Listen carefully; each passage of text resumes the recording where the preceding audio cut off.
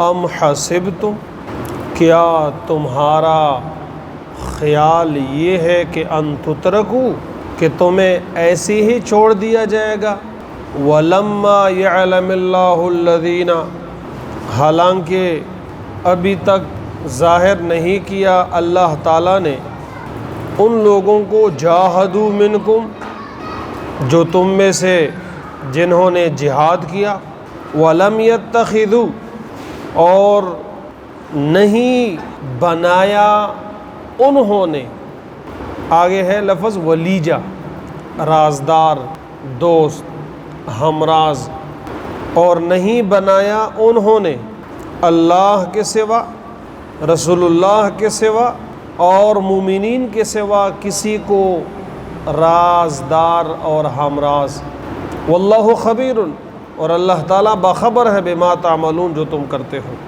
کیا تمہارا خیال یہ ہے کہ تمہیں اسی طرح چھوڑ دیا جائے گا؟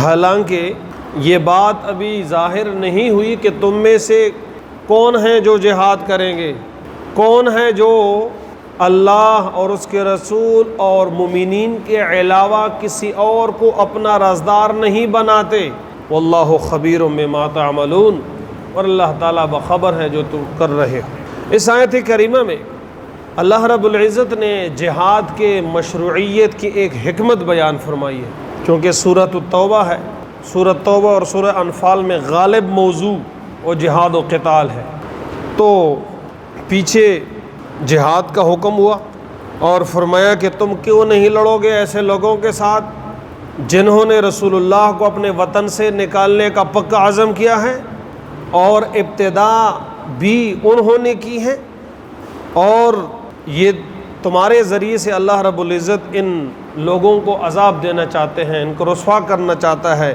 اور تمہاری مدد کرنا چاہتا ہے، اور تم میں سے جن کے دل جلے تھے ان کے تکالیف پر اللہ رب العزت تمہارے سینوں کو ٹھنڈا کرنا چاہتے ہیں، اور اس کے ذریعے سے جو ان کے دل کے اندر جو کدورت ہے اس کو دور کرنا چاہتے ہیں۔ اب فرمائیں ام حسبتم، جہاد و قتال جہاں ایک طرف اس سے کفار اور مشرکین کی ذلت ہوتی ہے، وہاں دوسری طرف مسلمانوں کی آزمائش اور امتحان بھی مقصود ہوتا ہے۔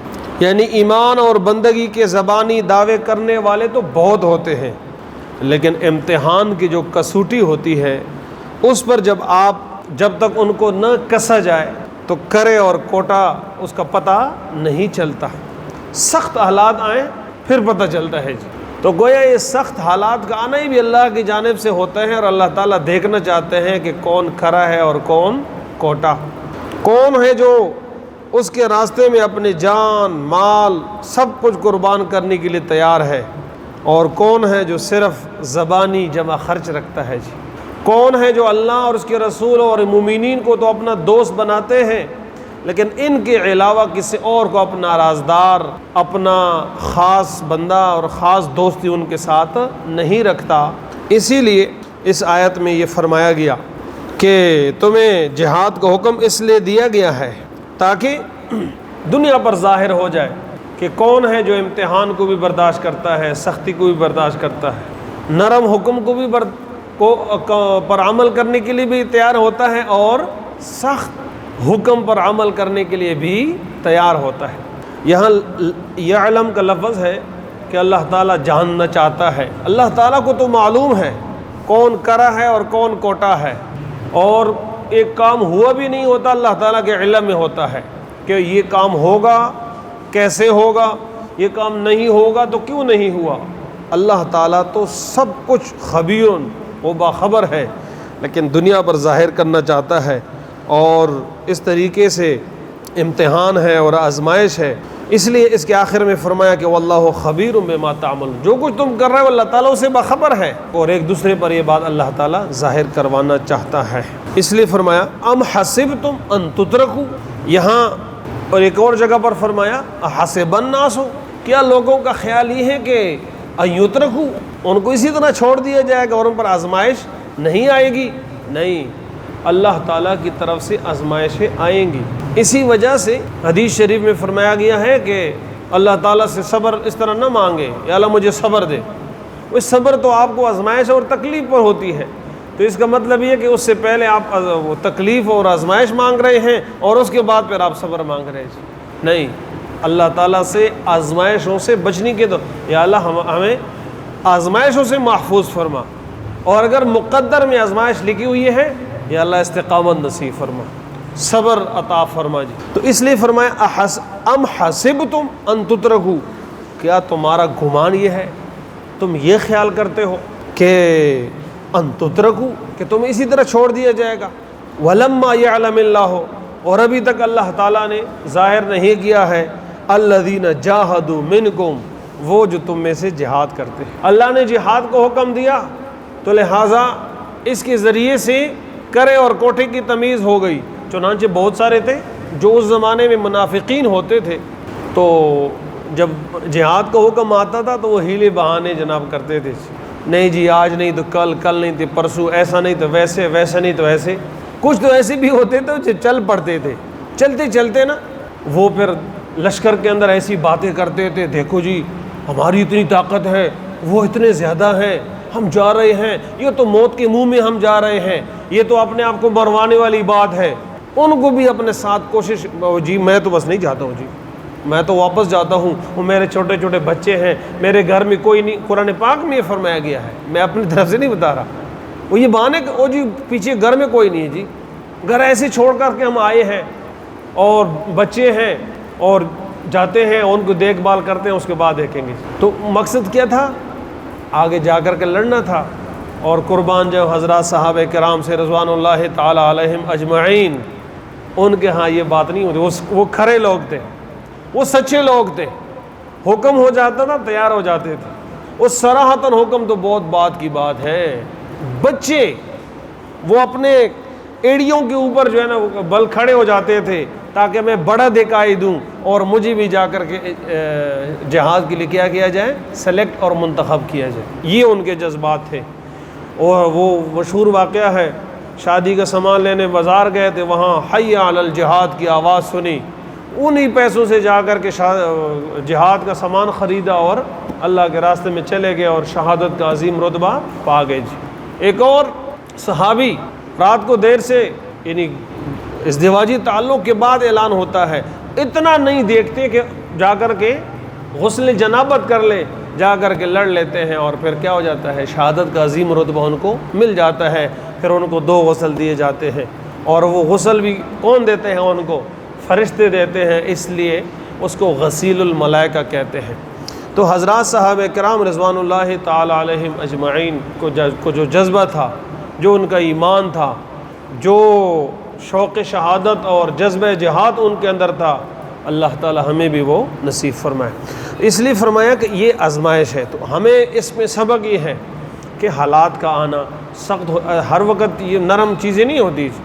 جیسے میں اکثر کہتا ہوں جی، بس ایک بات رٹی رٹائی ہے جی، اسلام امن کا درس دیتے ہیں.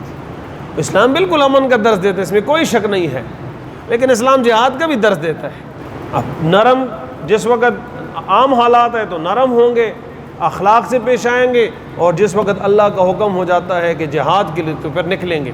اور اس میں ایک یہ بھی ہے کہ جہاد میں کیا ہوگا، ظاہر ہے وہاں بعض اوقات اپنا سگا رشتہ دار، سگا وہ مقابل ہوتا ہے جی، مخالف ہوتا ہے جی.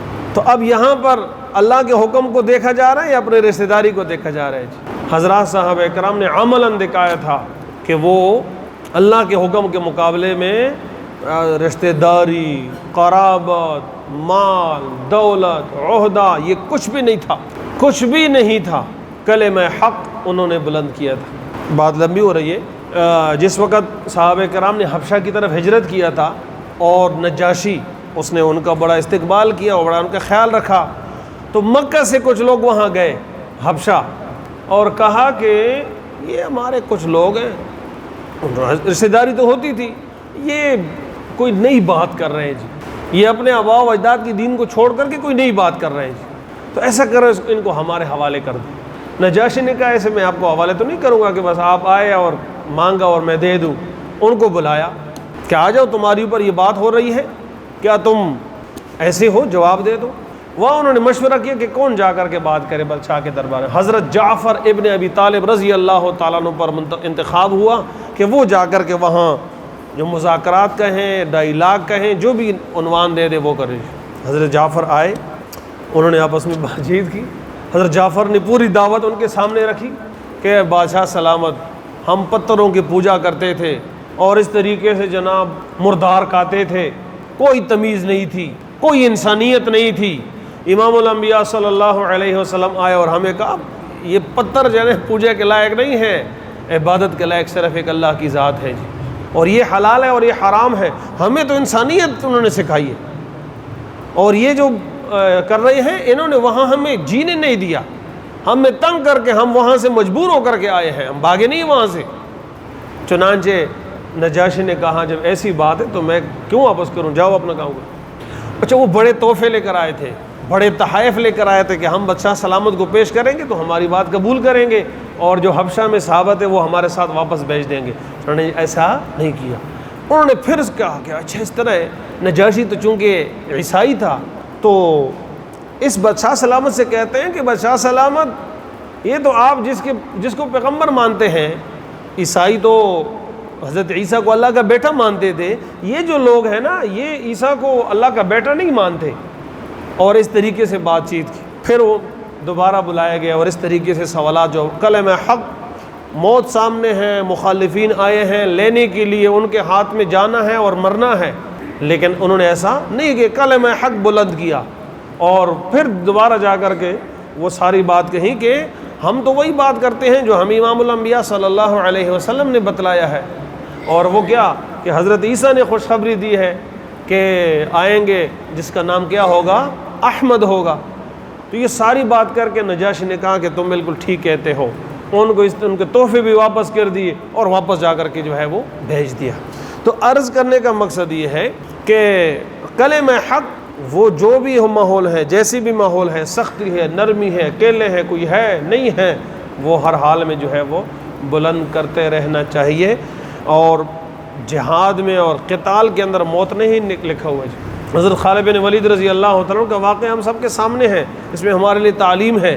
چنانچہ ہر مسلمان کے دل کے اندر جہاد کا جذبہ ہونا چاہیے، اور اگر کسی مسلمان کے اندر جہاد کا جذبہ نہ ہو، اللہ کے لیے لڑنے کا جذبہ نہ ہو، یہ نیت ہی نہ ہو، حدیث پاک میں فرمایا گیا ہے کہ اس آدمی کو جو موت آئے گی تو یہ منافقت کی موت مرے گا.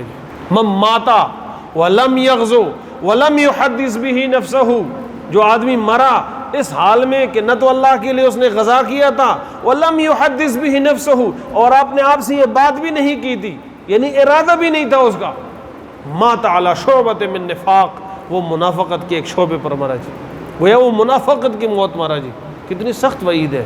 کرنا اور نہ کرنا تو اللہ تعالیٰ جب موقع دے کیا جائے گا، لیکن نیت جو ہے وہ ضرور ہونی چاہیے کہ انشاءاللہ اللہ نے موقع دیا اللہ کے راستے میں لڑنے کے لیے تو اپنی جان بھی قربان کریں گے، اپنی اولادیں بھی قربان کریں گے، اپنا مال بھی قربان کریں گے. یہ اللہ کا دیا ہوا ہے، اللہ کے دین کے لیے قربان ہو جائے تو یہ کوئی سودا اتنا مہنگا نہیں ہے. اس لیے فرمایا ام حسبتم، کیا تمہارا خیال یہ ہے، ان تترکوا کہ تمہیں اسی طرح چھوڑ دیا جائے گا، ولما یعلم اللہ الذین جاہدوا، اور ابھی تک اللہ نے معلوم نہیں کیا ہے ان لوگوں کو، جاہدوا منکم کہ تم میں سے جنہوں نے جہاد کیا. اللہ کو تو معلوم ہے لیکن ظاہر کروانا چاہتا ہے، اور دنیا پر بھی اور ایک دوسرے پر بھی. اور ولم یتخذوا، اور نہیں بنایا انہوں نے، من دون اللہ اللہ کو چھوڑ کر کے، ولا رسولہ اور نہ رسول اللہ کو چھوڑ کر کے، ولا المؤمنین اور نہ مومنین کو چھوڑ کر کے، ولیجن کوئی رازدار، اللہ اور اس کے رسول اور مومنین کے علاوہ کسی اور کو انہوں نے رازدار بھی نہیں بنایا. یہ بات اللہ تعالیٰ معلوم کرنا چاہتا ہے تو اس کے بغیر تمہیں اسی طرح چھوڑ دیا جائے گا. واللہ خبیر، اور یہ مت خیال کرنا کہ اللہ کو معلوم نہیں ہے، اللہ تعالیٰ تو خبیر ہے بما تعملون، جو کچھ تم کر رہے ہو. اللہ تعالیٰ قرآن پاک کی سمجھ نصیب فرمائے.